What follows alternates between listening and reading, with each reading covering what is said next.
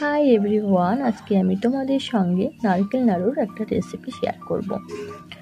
তো ফার্স্টেই আমি এখানে আড়াইটির মতো নারকেল নিয়েছি।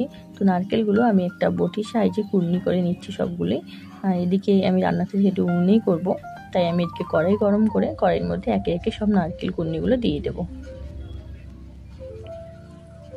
এরপর আমি একটুখানি নাড়াচাড়া করে নেব, যেন নারকেলের যে রস থাকে সেটা যেন শুকিয়ে যায়।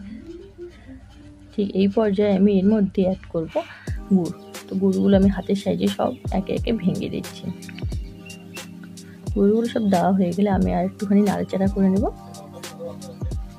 যখন দেখবো এই নারকেলটা একটু বাদামি কালারে ভেজে গেছে, তখন এর মধ্যে আমি 5-6টার মতো এলাচ অ্যাড করে দেবো।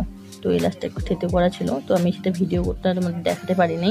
তো আমি এখানে এর মধ্যে 5-6টার মতো এলাচ অ্যাড করেছি।